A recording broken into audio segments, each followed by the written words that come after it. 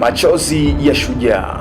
Haya si maneno ya kawaida, ni simulizi nzito iliyotikisa ulimwengu wa soka. Katika usiku uliojaa matumaini na mamilioni ya macho yaliyokuwa yakitazama, Cristiano Ronaldo hakuvunja rekodi, alivunja ukimya wa hisia zake mwenyewe katika michuano ya UEFA Euro 2024 ambapo mashujaa huonekana kwa kamilifu.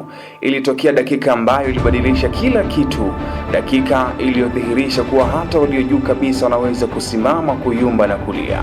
Hii si hadithi ya soka tu, hii ni hadithi ya mwanadamu. Machozi ya shujaa, dakika ambayo Cristiano Ronaldo alionyesha binadamu wake katika ulimwengu wa soka.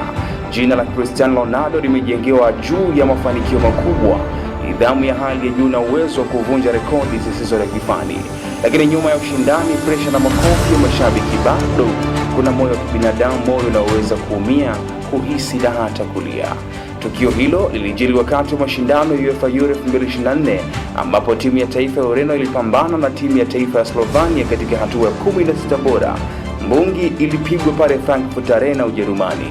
Ilikuwa mechi yenye presha kubwa, na katika dakika ya nyongeza Ronaldo anakosa penalti muhimu, tukio lililoacha mashabiki na wachezaji wakiwa katika sintofahamu. Katika hali hiyo ya msongo, macho yake yanapanda juu kwenye skrini kubwa ya uwanja, ndipo anamuona mama yake Maria Santos Aveiro akiwa analia kwa huzuni. Ile haikuwa tu picha ya mama, bali ilikuwa ni picha ya upendo, matarajio na safari ndefu ya maisha waliopitia pamoja.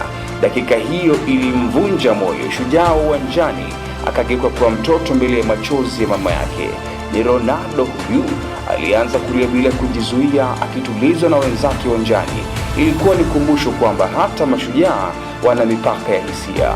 Hata hivyo, kama ilivyo kwa hadithi nyingi za mafanikio, aliinuka tena katika mikwaju ya penalti. Ronaldo alirejea kwa nguvu, akifunga penalti yake na kusaidia timu yake kusonga mbele. Hii haikuwa tu ushindi wa mchezo, bali ushindi dhidi ya hofu, presha na maumivu ya ndani. Tukio hili linafundisha jambo kubwa, kwamba mafanikio hayamaanishi kutokulia au kutokuonesha hisia. Badala yake yanaonesha uwezo wa kusimama tena baada ya kuanguka. Kwa vijana wengi wanaomwangalia kama mfano, Ronaldo ameonesha kuwa imara si kuficha hisia, bali ni kuzikubali na kuendelea kupambana. Picha ile ya mama akilia na mwana akivunjika moyo haitasahaulika kirahisi. Ni simulizi ya upendo, kujitoa na nguvu ya familia, nguvu inayoweza kumuinua mtu katika wakati mgumu zaidi. Mwisho wa yote, usiku ule haukuacha tu alama ya ushindi au matokeo ya mechi. Uliweka wazi ukweli ambao wengi husahau, kwamba nyuma ya jina kubwa kama Cristiano Ronaldo kuna moyo unaopenda, unaumia na unapopambana kila siku.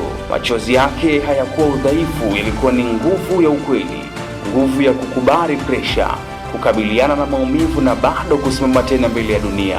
Na pengine hapo ndipo tunapopata somo kubwa zaidi, kuwa shujaa sio kutokulia, bali ni kuanguka, kulia na kuchagua kuinuka tena. Mwandaaji na msimuliaji wako Leto William Marushwa.